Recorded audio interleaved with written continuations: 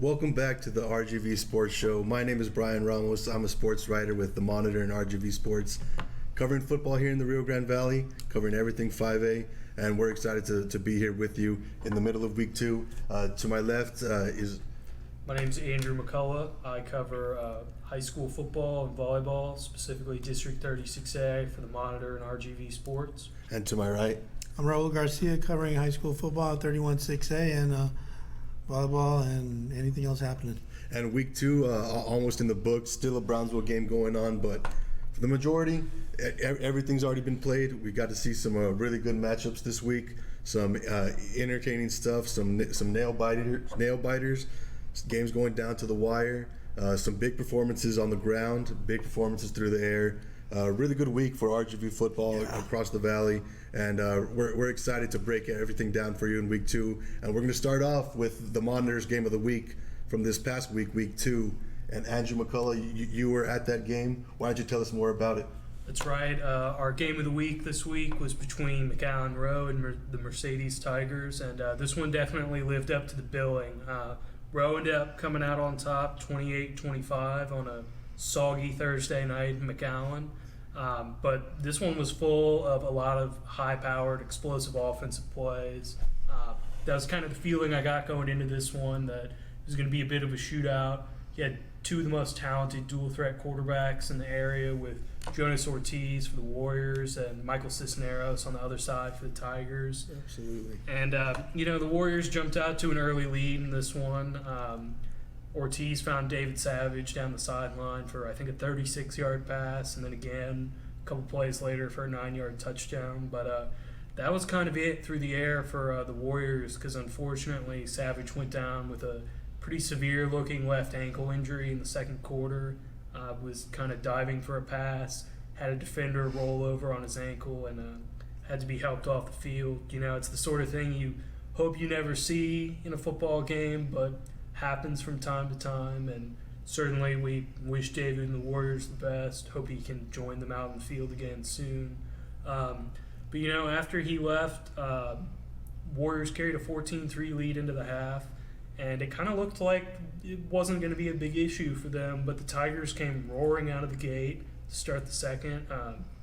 Cisneros had an amazing time throwing the ball, talking specifically about receiver Josiah Cantu, but he really spread the ball out all over the field, really makes Mercedes a dangerous team moving forward. Feels like they kind of got playmakers at every position. And then Jared De Los Santos at the running back spot. Did a little bit of power running, did a little bit of, getting out in space, making things happen. He was a big force for them in the second half, scored 2 touchdowns for them in the third quarter to seize a 17-14 lead. But, Ortiz and the Warriors, man, they're the comeback kids. Absolutely. And we actually have some highlights from the game of the week, Mercedes and Rowe. Why don't we take a look at all the action we caught here in week 2 between the Warriors and the Tigers.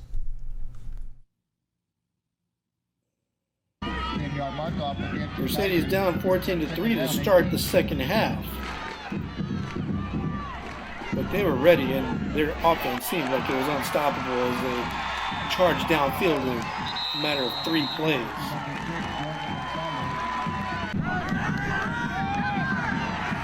And found the end zone with the help of Jared De Los Santos, skipped his way in for the score.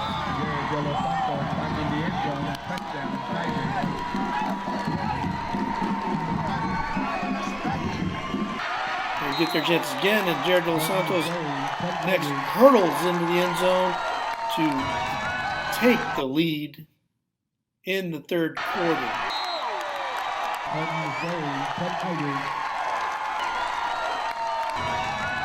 I challenged our defense this week. We knew Mercedes coming in, like I said, is a very, very good football team. They're well coached.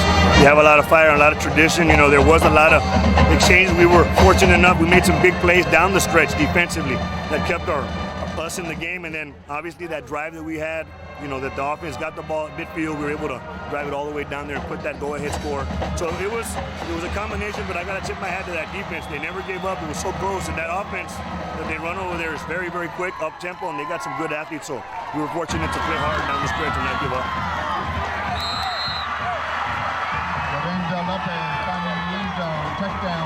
It's a It's a great win. It was a team effort. Everybody came out here to play. We went and we executed, and we made a few mistakes, but we learned from them and we came together as one.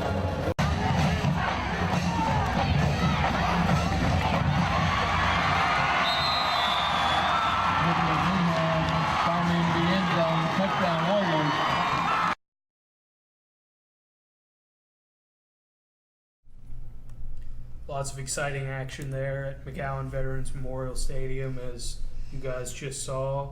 But coming out in the second half, without their primary receiver, Rowe really turned to the rushing game, and it didn't disappoint. We're talking about the three-headed monster of Lorenzo Lopez, Nick Meehan, and Joey Partita. They really got the job done on the ground. Those three combined for 109 yards on 26 carries. Really impressive stuff. All found the end zone at points. Some of them were big in the special teams game too. That helped get Rowe back into this game, but it was Ortiz really that led the comeback effort in the fourth quarter. He ended with, I think, 100 yards passing, 52 on the ground. Showed a lot of composure too on what ended up being the go-ahead touchdown. There's a weird play where the Tigers fumbled on the goal line, and Rowe ended up taking over at the 20-yard line, but a botched snap and a throw out of the end zone resulted in an intentional grounding call, which when you're in the end zone, that's a safety. It's a no-no. Yeah. Oops. But so That had the Tigers riled up on the sidelines. Well, the very next play when the Tigers got the ball back, they fumbled again. Kind of the story of the night for them, 3 fumbles and an interception. Turnovers really bit them bad. But Ortiz led what ended up being the go-ahead drive, put them up by 9, showed a lot of composure in the pocket on that drive. I don't think he really threw any incomplete passes or dangerous throws, and he picked up some big first downs on 3rd and 4th and longs with his legs. Really proved to be one of the true dual threat guys in the area. Tigers responded a little bit down the stretch, scored a touchdown as time expired, but in a 2-possession game, ended up not really meaning a whole lot.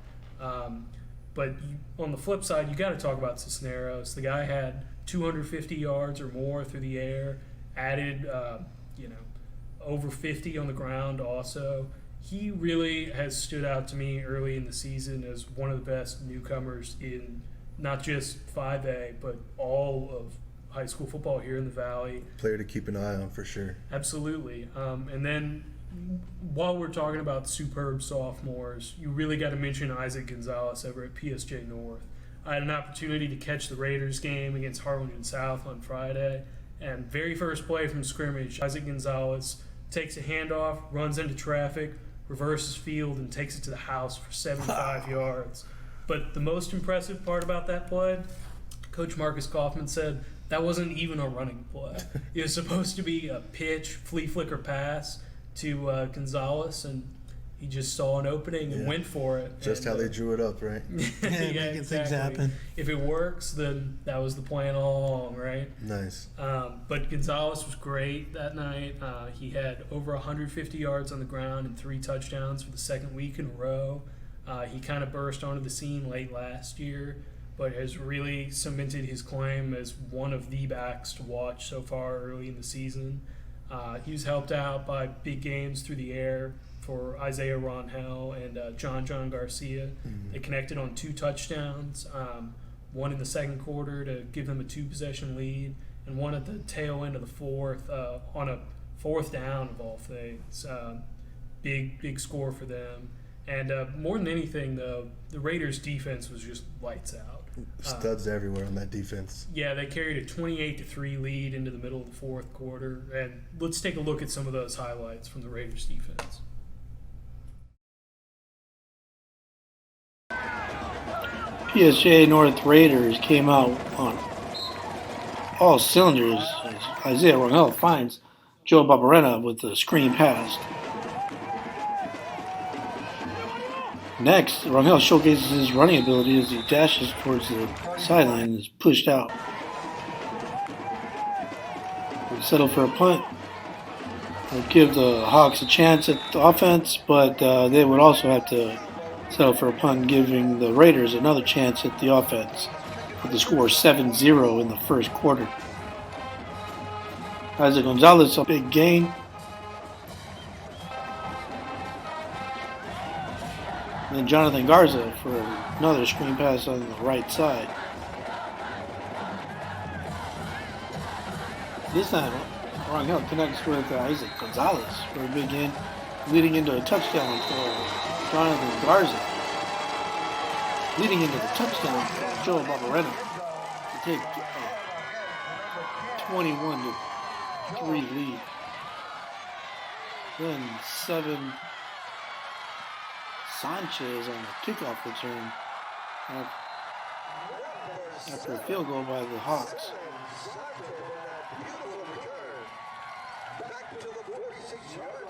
Sanchez's return would lead the Raiders into the end zone and help find another touchdown, which would eventually help them win the game.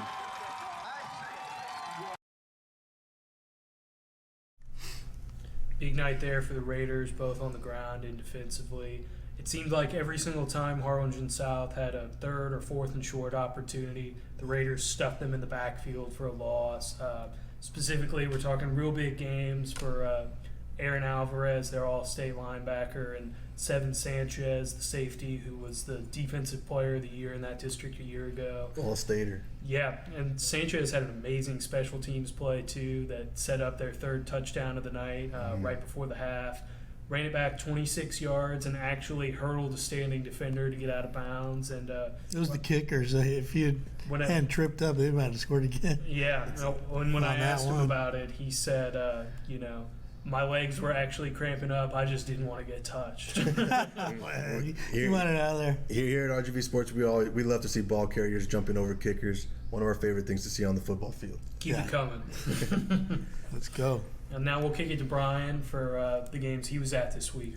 Absolutely. And I've taken it down to the 5A level. On Thursday night, I caught the District 16 5A Division 1 opener. That team, that district, 10 teams inside it. So only one non-district game, week 2. They're thrown right in the fire. Not too much time, not too many tune-up games. You got to be ready to go in week 2. And I'll tell you what, PSJ Southwest was ready to go on Thursday night against Donna High. PSJ Southwest played at home, and they finished with 361 team rushing yards in a 28-14 win over Donna High. And Cesar Bocanegra from Southwest, he's a slot back, plays a little bit of everywhere on that offense in that run-heavy O that the Javelinas have. And he broke a 50-yarder and a 32-yarder to kind of break that game open against Donna High and really kind of kill their hopes and take away all momentum that Donna High had been building. But let's take a look at some highlights from Thursday night. PSJ Southwest from their 28-14 win over Donna High.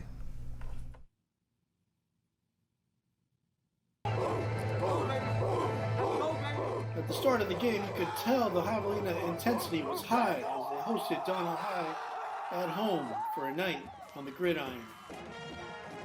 PSJ started strong at the opening kickoff with Adrian Hernandez taking it to nearly the 50-yard line as he passed the Donna High defenders as he looked for daylight and finally taken down at midfield.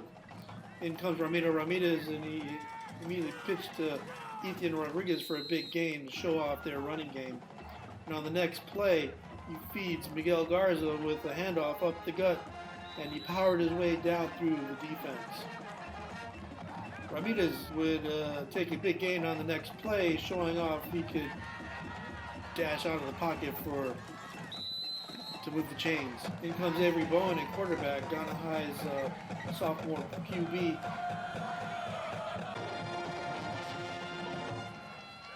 Immediately connects with Marcos Chavez for a big gain as the Donna High began their charge, but would eventually have to settle for a punt. Ramiro Ramirez back under center, hands off to Garza as he charges his way downfield, pushing the defenders off and barreling down towards near the end zone. Ramiro takes his chance with the quarterback sneak, but is brought down near the goal line. Garza takes it in for the touchdown. Javelinas on the board. Javelina kickoff and help take it to past the 20-yard line. In comes Bowen, setting up the offense.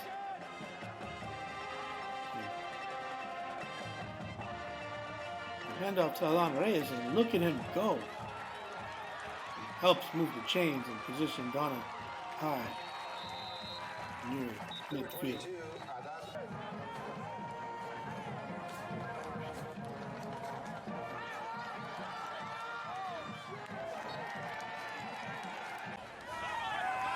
Bowen showing off his speed, runs it out of bounds.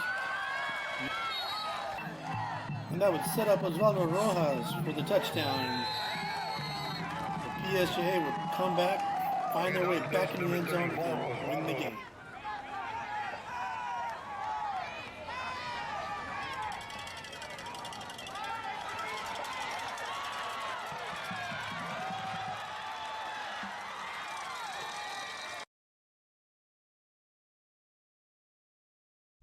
Big win for the Javelinas in week 2. Yeah, Moved to 2-0 on the year, 1-0 in District 16, 5A D1. Big day on the ground for Boca Negra and fullback Artie Villa, who was banged up early in the game, found his way back on the field, and came up big with a 36-yard touchdown run in the fourth quarter with 3 minutes left to kind of put that game out of reach from Donna. And one of the most impressive parts of this game that I took away from it was the PSJ Southwest defense. Avery Bowen, the quarterback from Donna High, a dangerous runner, lit up Donna North's defense for 187 yards just last week, 3 rushing touchdowns on the ground. Against PSJ Southwest, they hold them to 113 yards, and a good portion of those yards, less than half of those, but still a good amount of those came on the last drive with the game out of reach. So PSJ Southwest really did a good job of slowing down a dangerous player. Coach Mike Evans, after the game, he said, you can't stop guys like that. You just have to hope to slow them down. And they did, 113 yards and a rushing touchdown to Avery Bowen. But Donna still looked good, had some bright moments at times. But PSJ Southwest looking dominant, looking dangerous, and looking really strong in that District 16 5A D1. Yeah, I definitely liked a lot of their playmaking. Absolutely, and now that was on Thursday night. Last night, I was at probably, the game didn't take the longest, but it ended well past 11 p.m. due to a 30-minute lightning delay. I was in La Jolla catching Rio Grande City at La Jolla Palmview for their District 16 5A D1 opener, and late in the second quarter, lightning struck. The officials talked it over. They figured, okay, we can squeeze in a few more plays, and if lightning gets closer, then we might have to call it. Rio Grande City scores a touchdown, and immediately after that, with 3:35 remaining in the second quarter, they call it 30-minute delay. And so after that happens, Rio Grande City comes right back onto the field, scores another touchdown to take a 28 to 14 lead over La Jolla Palmview. And Rio Grande City, that offense, that spread attack under Coach Leo Mireles and his brother Omar Mireles, it was a really impressive performance from them against a tough La Jolla Palmview defense.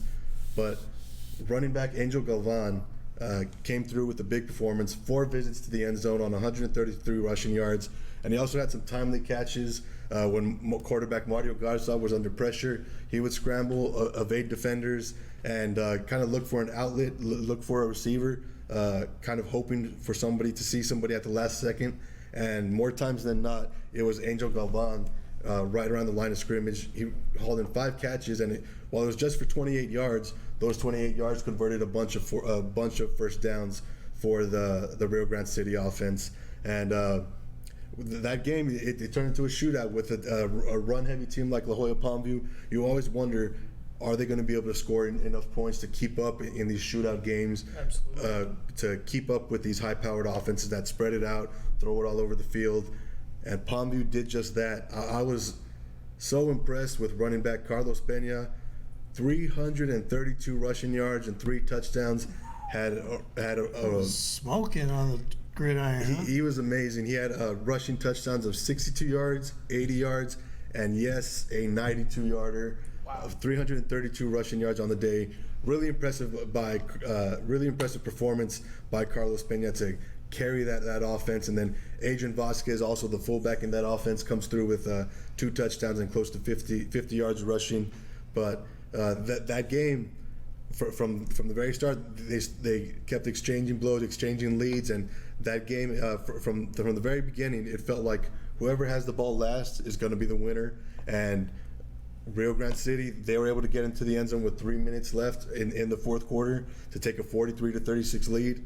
La Jolla Palmview, they actually have the ball last. They're mounting a last-minute drive.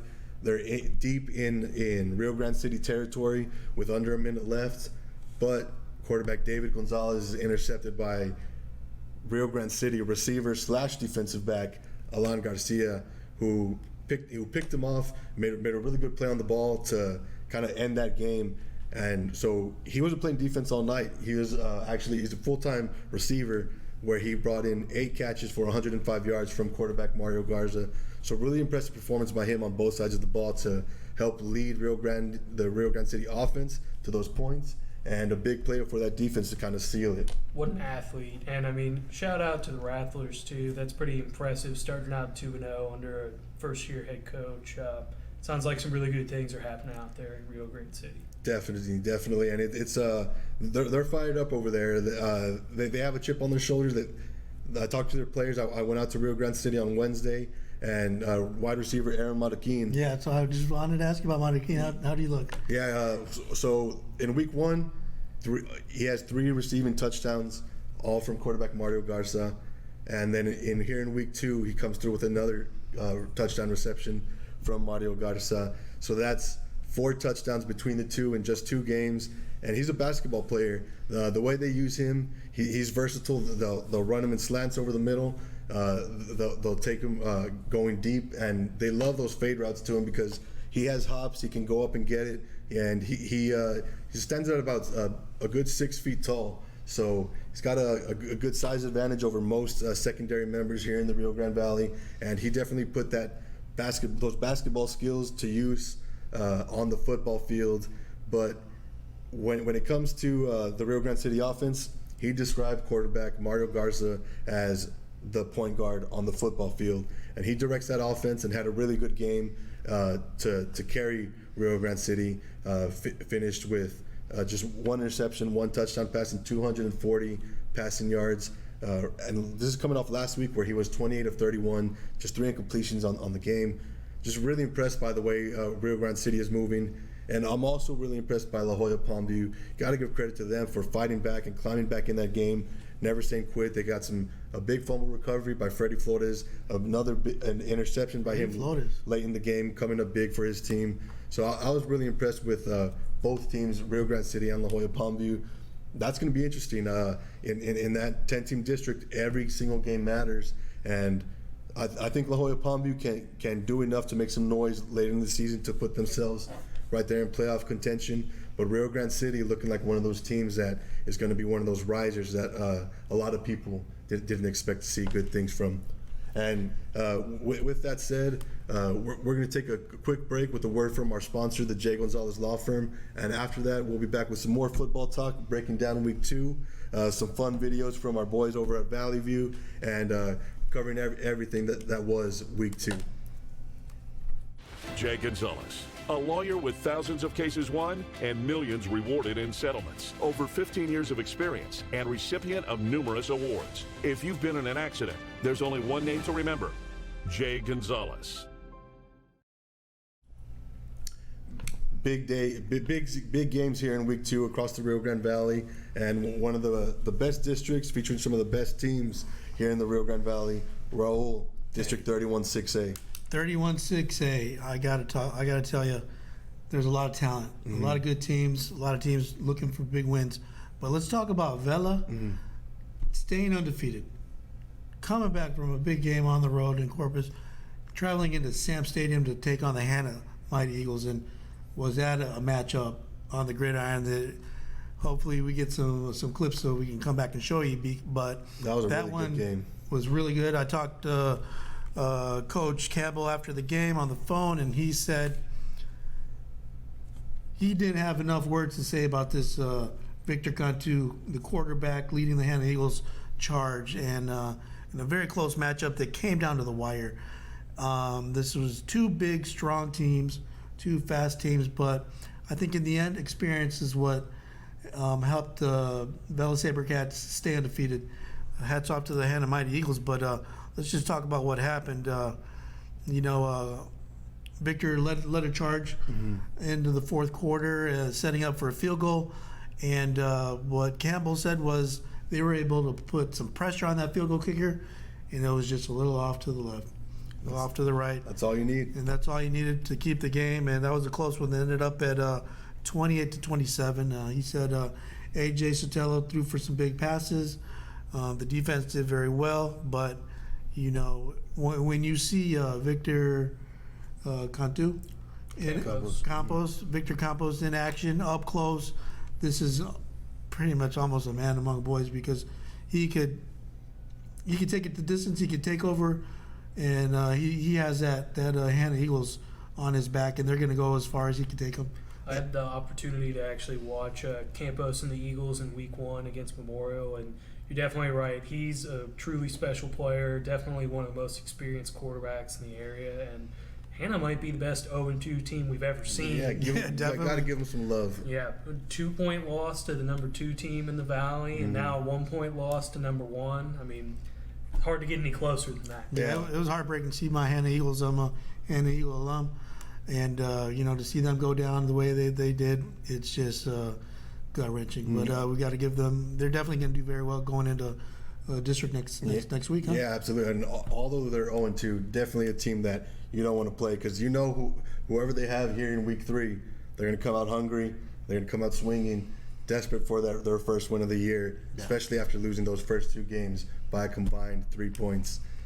Pretty unbelievable, but good things in the future for Brownsville Hannah that we're looking forward to. And another big performance from a 31-6A team had Westlaco picking up a good win over the Ed Couch Elsa Yellow Jackets. Well, let me tell you, I talked to Coach Roy Stroman and after the game, and he had some good things to say. This was his first win as head coach for the Westlaco Panthers, and it's tough to go in Ed Couch Elsa where Benny Layton Stadium, also known as the Black Hole, because that thing gets riled up, it gets filled up, and this is a rivalry that's been going on for generations. And when the Panthers and the Yellow Jackets meet, it's a fight. It's a fight to the finish, and that's exactly how Stroman explained it to me. They were going toe to toe. They were. It was a shootout. Ed Couch Elsa was running in it for some big scores. Peyton Knobb for the Panthers ran in for 2 touchdowns. Was very strong on the ground, but was edged out by 1 yard by his quarterback Jacob Cavazos at 118 yards. Knobb 117 yards on the ground, but that was the difference maker. When Cavazos sees a hole, he's running. Yeah, because he can gun. He's a gunslinger, but if he sees a hole, he's gonna hurdle over the best of them, just like we see Seven Sanchez and Jared De Los Santos and Mercedes. So watch out for the Panthers because they're exciting, they're explosive, and if you're a football player, you want to go see them play, and they're definitely a team to beat and team to watch. Absolutely. Jacob Cavazos, one of the most electric players from that quarterback position, leading that Westlaco offense. And although Ed Couch Elsa falls to 0-2, they're showing they're much improved from last year's 0-2 start. I know this game was back and forth. They had the lead. They were up almost double digits against Westlaco, and Westlaco was able to come back and fight late. But they're in Ed Couch Elsa. They got something to be proud of. Those guys are fighting for a first-year head coach, Christian Novato, and they're putting it on the line every week. And they're going to take their lumps, and it's going to happen. But you know what? They're going to come back, and they're going to be right back at it next week because they're trying to restore that glory and bring the Ed Couch Elsa Yellow Jackets back to their glory days.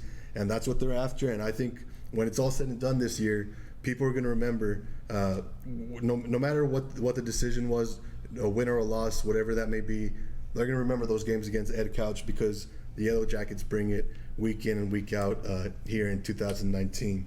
And now let's take it to some more non-district action, the 6A level. Andrew, why don't you break down some more games that caught your eye? Absolutely. Well, we'll start off with the La Jolla Coyotes. Moved to 2-0 on the season with a big win at Roma. This one was interesting because Eddie Villarreal, their star running back, suited up but was limited in action. Coach Farias told me he was experiencing a little bit of hamstring tightness, so they just limited his carries and minutes more as a precautionary measure. Got to play it safe with that workhorse. Yeah, absolutely. Villarreal's a guy who you want around at the playoff time, not non-district schedule. Absolutely. And, it really didn't even make much of a difference for the Coyotes. They got an all-around team effort on the ground, running in 3 touchdowns, and their defensive effort was outstanding. They carried a shutout late into the fourth quarter, gave up a 20-yard touchdown pass there at the end. And they were pretty upset about that they lost the shutout. So very next drive, they pushed it 80 yards downfield and added another score. Impressive. 32-6 W over the Gladiators. La Jolla really seems to be clicking at the right time, and they have a lot of dangerous options on the ground. Should make them a real threat come district play. It was good to see the Coyotes get another W, 2-0 on the year, still working through non-district play. Interesting to see when Eddie Villarreal will get back on the field, and I wouldn't be surprised if they just play it reserved, play it safe, play it cautious. Then once District 36A action rolls around, those defenses better watch out because he hits just as hard as defenders do as a running back. So he's definitely not a guy you want to see running downhill at you. Yeah, Villarreal describes himself as a bulldozer out of the backfield, and I think that's probably the most appropriate term for it. Absolutely. And you just got to love the grit of those La Jolla schools, La Jolla High specifically. It almost doesn't matter, who's suiting up for them any given Friday. They're going to wear you out and pound you on the ground until you can't handle it anymore. Good showing from La Jolla. And then, we got to talk about another FAR school that had an outstanding night on Friday, and that's the PSJA High Bears.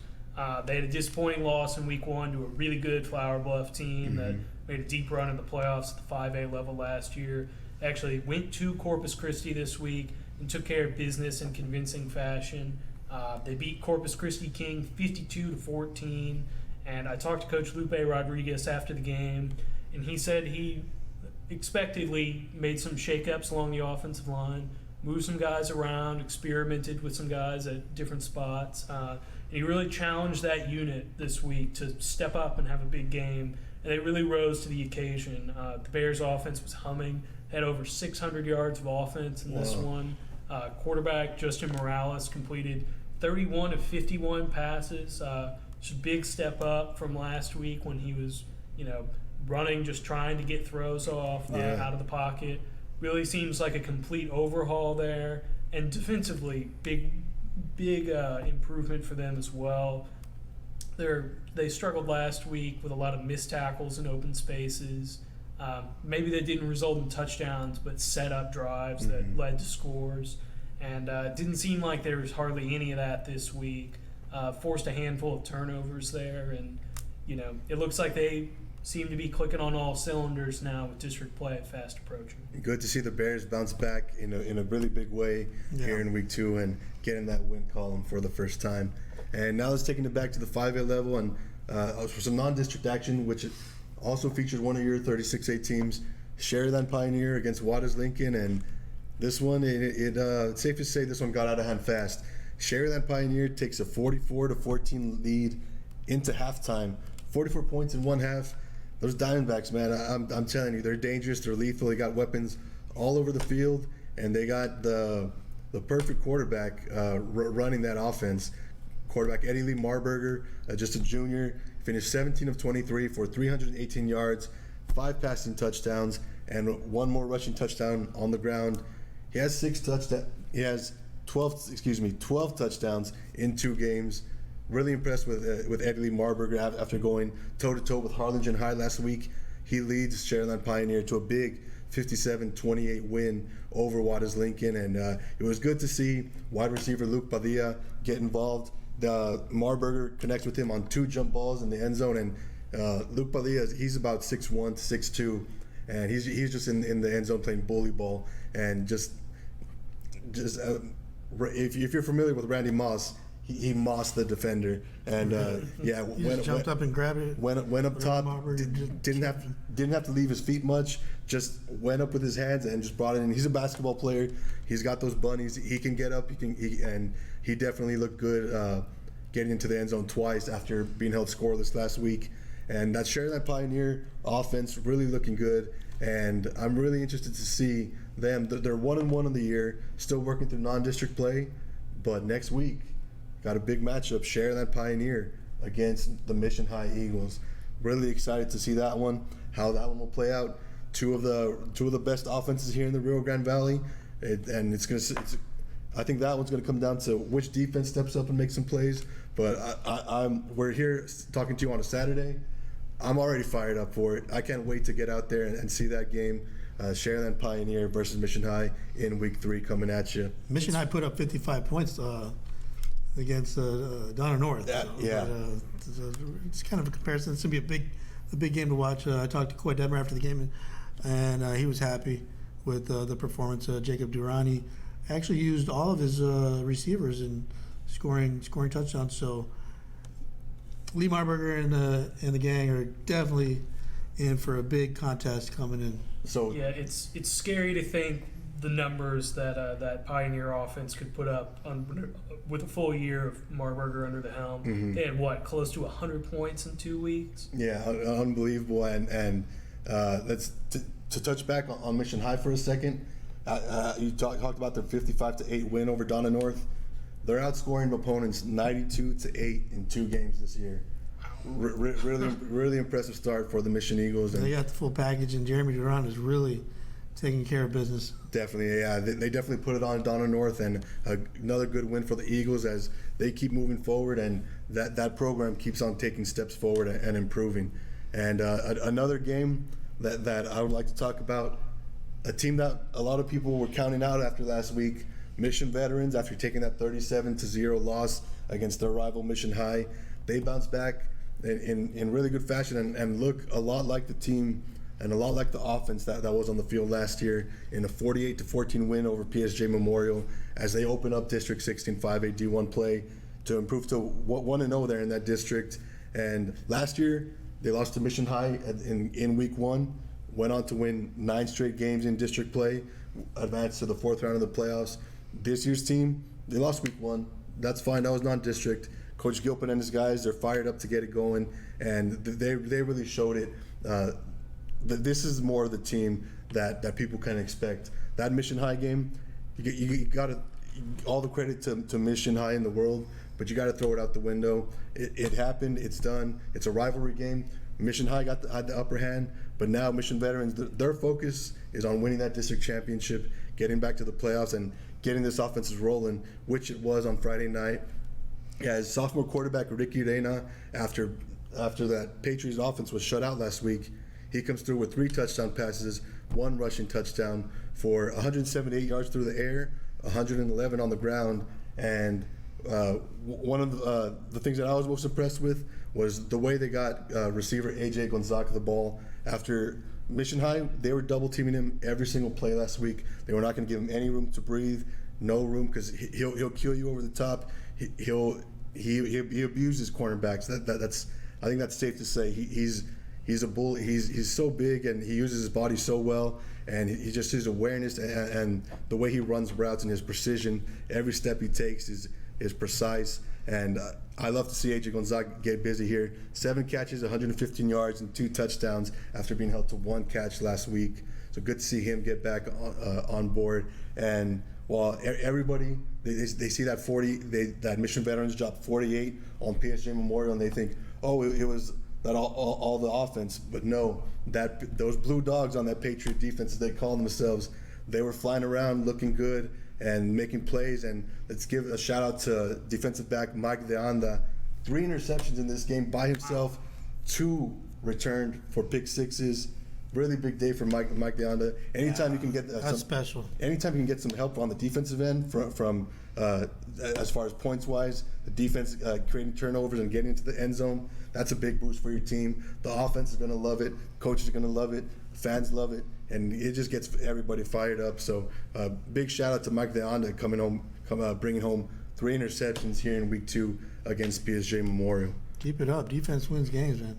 Absolutely, and that wraps up our week 2 football talk, and we touch on some volleyball. Andrew, why don't you tell us more about some of the fun stuff we got going on? That's right. Action-packed day of volleyball today. I caught 3 games today between Los Fresnos, Laredo Alexander, and McAllen Memorial. Alexander, the number 18 team in the state. Los Fresnos, number 25. Los Fresnos fell in 3 to McAllen Memorial. Impressive sweep there from the Mustangs. And 4 to Laredo Alexander. And Memorial was just edged out by Alexander in 4 sets, but that's nothing to be ashamed of. And Brian, you caught a good volleyball game today as well. Definitely. Hidalgo, 4A team, paying a visit to Sherryland High, 5A team, right before district play starts for them. And Hidalgo, they opened up, won the first 2 sets. Sherryland High responds, wins the next 2, goes to that decisive and final 5th set, and Hidalgo ends up winning that one 15-13. Really impressive performance by Hidalgo, just all around. Even though they lost the momentum, they were able to focus in and lock in there in that 5th set and really come together. And each set was back and forth. They were all, other than the first set that Hidalgo won, 25-18.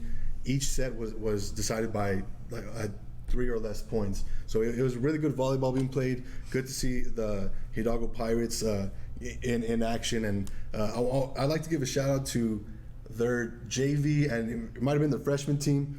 You know, in volleyball, the JV and freshman team usually play beforehand, before the varsity.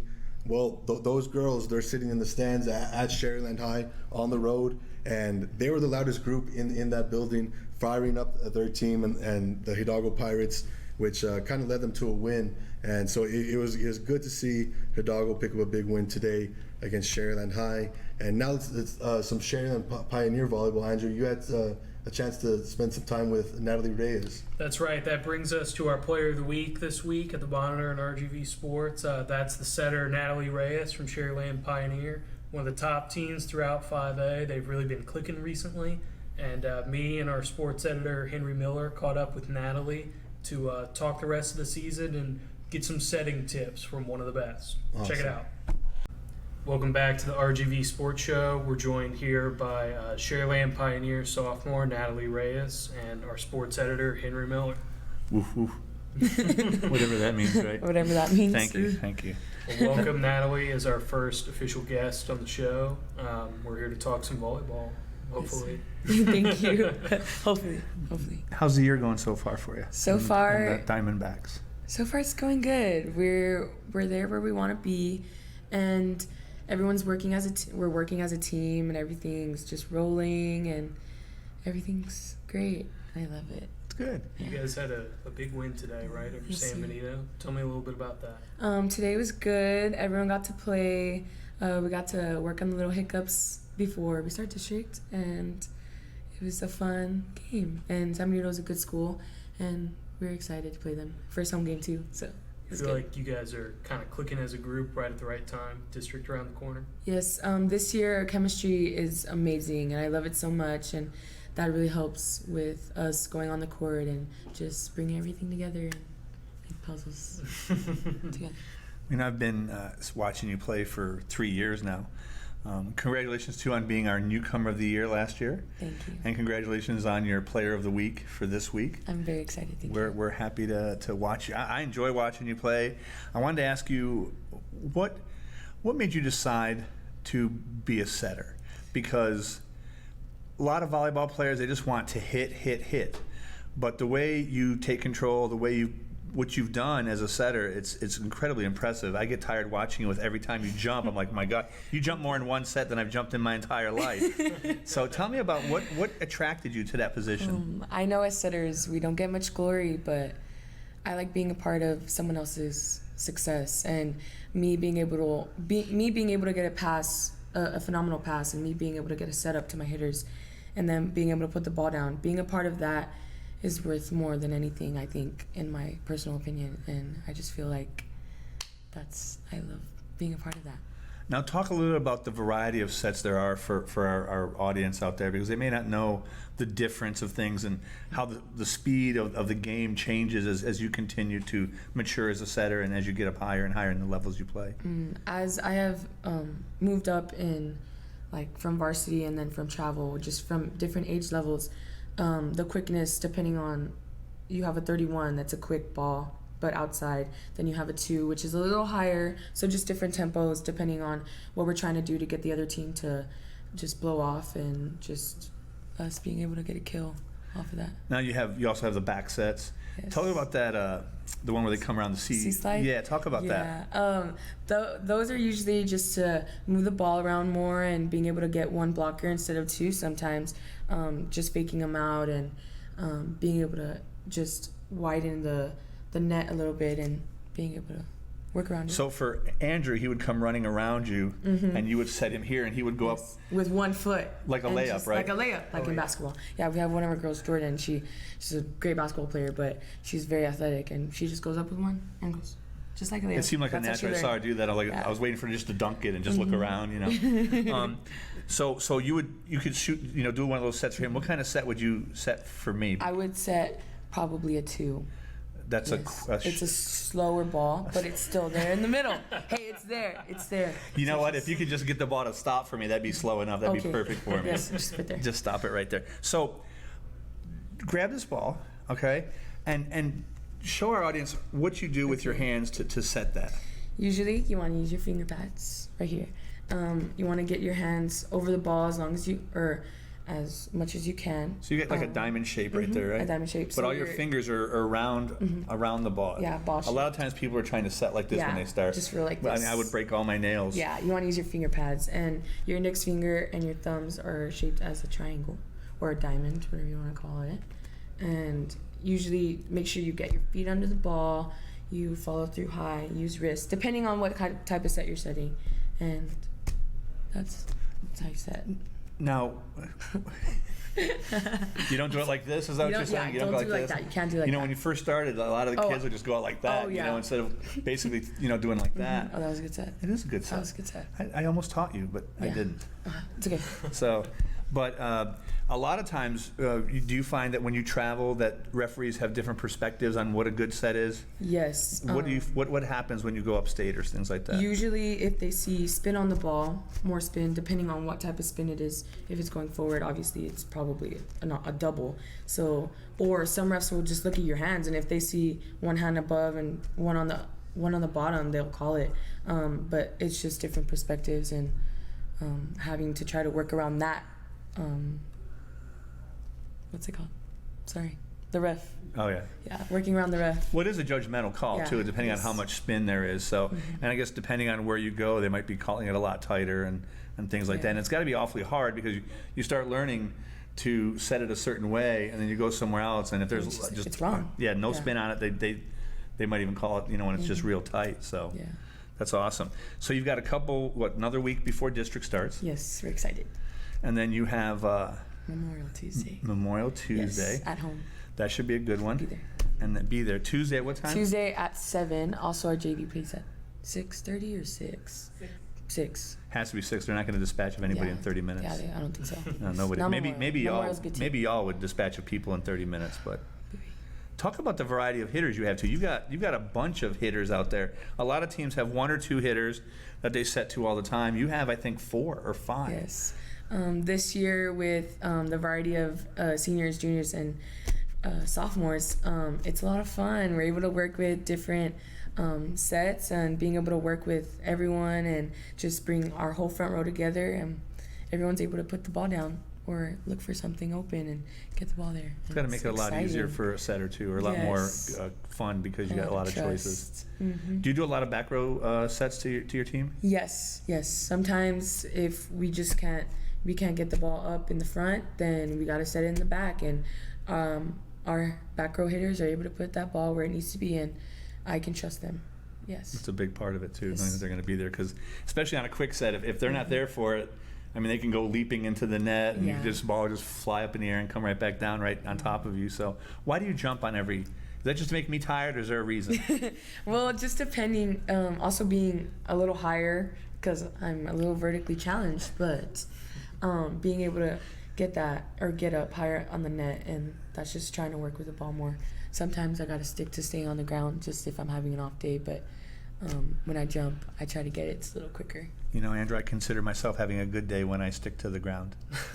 She's having an off day. Gravity at work. Yeah, exactly. You know, I'm follicle challenged, so I understand what vertically challenged would mean. So Andrew, you have any questions, sir? Natalie, what characteristics do you think make a good setter? A setter is kind of like a little quarterback, but for volleyball. You want to make sure they have like a little attitude, you know, like they gotta own it, that they're the setter, you're the setter, be the setter. Also like being not selfish, because like I said, setters don't get much glory, but just being able to dish out the ball wherever it needs to be. So not selfish, a little attitude, just a lot of like quick mentality too. But that's pretty much, I think, in the characteristics of a center. I can tell you that when I saw her first time, and I've told her this story before, she was in middle school, and she was playing against Morris, and Morris refused to set the ball to her, no matter or serve it to her, no matter where she was on the court. And you know, as a setter, you're supposed to get the second ball. Mm-hmm. Well, she wanted to get the first ball. She was like, "Get out of my way!" If there was a player in the way, she'd be like, "Get out of the way!" And she wanted the ball. And how many times you hear that the person who wants to go after the ball is the one who's like the star of the team. They know they get the ball in their hand at the biggest time of the game, and they put up either a good set or a good throw. Either way, it was fun to watch that. You don't see it at the age you were at. You were what, like 7? No. So 13, 12. 7, 13, it's all the same. 13. I have a teenage daughter. It flies like that. So it's always been impressive to watch you. I wish you the best of luck wherever you go, whatever you do the rest of this season. I'm sure we'll be talking to you more. Maybe we'll have you interview someone one of these weeks. Great, yes. Thanks for your time again, Natalie. Appreciate it. Thank you. Great, insightful stuff there from Natalie. You know, one of the best in the game, and it was a pleasure to have her as our first in-studio guest on the RGV Sports Show. Absolutely. Congratulations to her, player of the week, and big things expected from that pioneer volleyball program. And let's keep it fun. Let's keep it loose. And Raul, why don't you tell us some more about some of the fun we had with some football-wise? Well, let's go back to our media days, and we're going to introduce, let you get a good look at who the Valley View Tigers are, and get a load of who are the Gomez brothers and how they're helping lead the team and what they expect for their season. Check out their player interviews.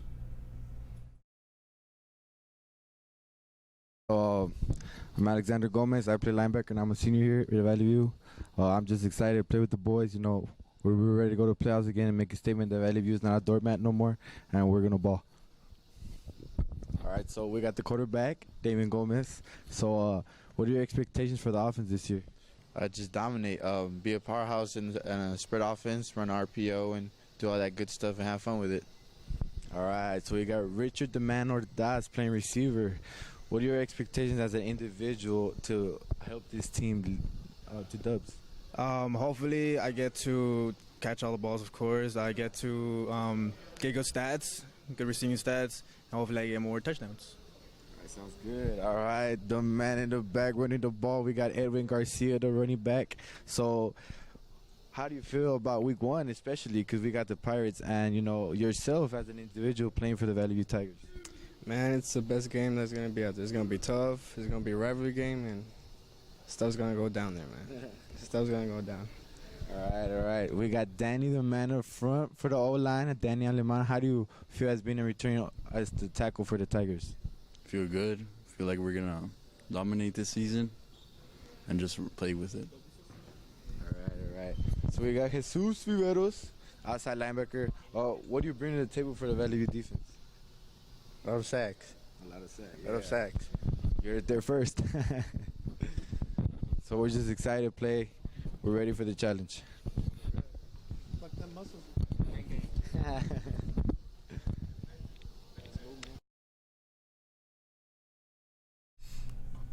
Thanks to the Tigers from Valley View for having some fun with us, and Good to see the Gomez brothers in the fold with Valley View and trying to lead that program to their second straight playoff appearance, which would only be their second in that school's history. So good to see Valley View, although they took a tough loss against Port Isabel. Excited to see them and how they bounce back next week. And with that said, that's going to wrap up the RGV Sports Show for week 2. And we've enjoyed breaking everything down. Visit rgvsports.com for scores, stats, standings. Everything's updated right here on rgvsports.com for you to visit. There you can find all our cross-country coverage, volleyball coverage, and of course, Texas high school football coverage across the Rio Grande Valley. Really good stuff we got going on RGV Sports. Feel free to check it out and pick up a paper, catch the monitor in newsstands. You'll see different features, game previews, coverage of all sports throughout the Rio Grande Valley, as well as that semi-pro and professional sports.